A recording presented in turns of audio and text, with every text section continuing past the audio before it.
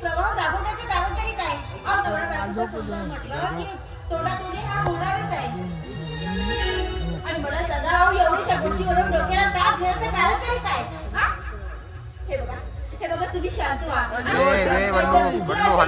तर मी तिला समजावण्याचा प्रयत्न करते. अच्छा, म्हणजे तू यांच्या घराबाहेर जाण्याची धमकी देतो का? तुझी वहिनी आणि लहान भाऊ माझी तुझा जीव की प्राण आहेत ना, तर मग कशाला माझ्याशी लग्न केलं? त्यांना धरून राहायचं होतं ना. प्रसंगी सह्यासोबत करायला ही असे शब्द उच्चारताना लाज का वाटत नाही तुला? तुझी जी वाढली म्हणून का पडत नाही? आणि माझं नातं कायमचं संपलं म्हणून समज. आणि हो, ह्यानंतर झोपा एवढे जण झोपा मग उठवतो मी सकाळी. या तुमच्या लाडक्या धीरासोबत खबरदार, पुन्हा हात उचलायची गलती करायची नाही, समजलं? पवित्र आणि मांगल्याची मूर्ती असलेल्या माझ्या वहिनीला कलंकित करते आहेस तू?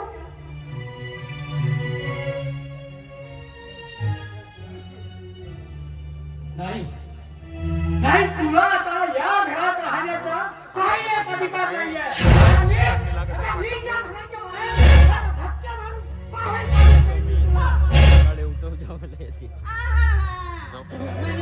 मला तुझी गरज उरली नाही का? तर रात्रीच्या वेळेस गुळगुळ बोलायला, प्रेम करायला ही विधवा वहिनी मिळाली म्हणून. पण हात बाजूला कर. पण मिस्टर, लक्षात ठेव, बायको म्हटलं तुझी मी हक्काची बायको, एखाद्याने विकत घेतलेली रखेल नाही मी. त्या गारुडीच्या पुंगीच्या तालावर नाचणारी नागिन नाही, उलटी फिरून दंश करणारी नागिन आहे मी. नागिन नाही. तुला जेलची खरी खोलायला लावली ना, तर नावाची प्रभाव नाही.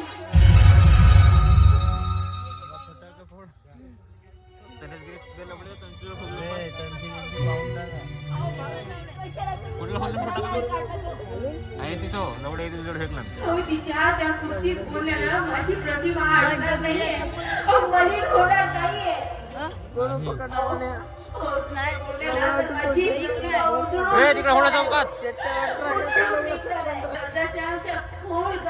डुबला आहोत तर तिथून निघू शकतच नाही आपण.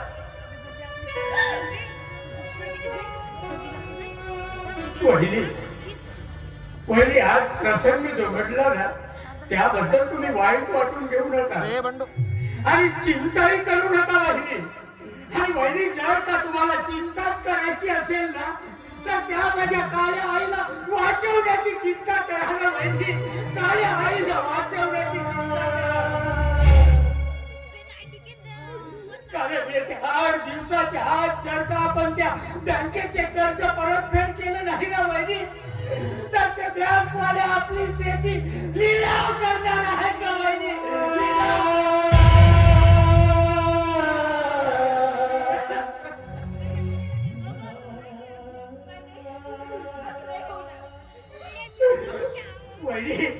वहिनी, मी खरं तेच बोलतोय. हा बघा नोटीस.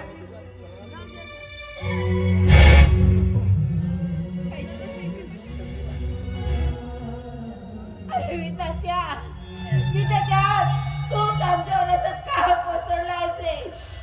काय एका मागून एक संकट आमच्यावर आणतोय तू? अरे माझ्या पतीने सुद्धा या कर्जासाठी आत्महत्या केली होती रे. तरी सुद्धा तू त्या कर्जाचा सशिबिरा आमच्या पाठीमागून सोडत का नाही?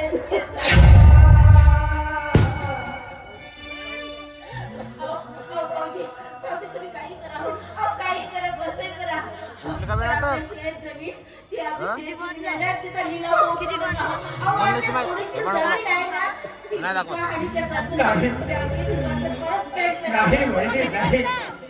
अगं, त्या सावकाराचे आधीच माझ्या डोक्यावर 5 लाखाचे कर्ज आहे ग वहिनी. मग सांग वहिनी सांग, अगं कोणत्या तोंडाने त्या सावकाराकडे मी कर्ज मागण्यासाठी जाऊ ग वहिनी, कर्ज मागण्यासाठी.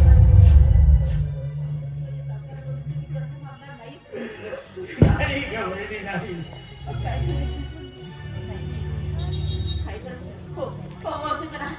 असं करा आपली शेत जमीन जाऊ द्यायची नाही ना. मग शेतीचा थोडासा तुकडा जर आपण इंडिया तर नाही. अगं नाही वहिनी नाही. अगं मी माझ्या त्या काळ्या आईची शपथ घेऊन सांगतोय. अगं वेळ प्रसंगी कर्ज फेडण्यासाठी मी वाटेल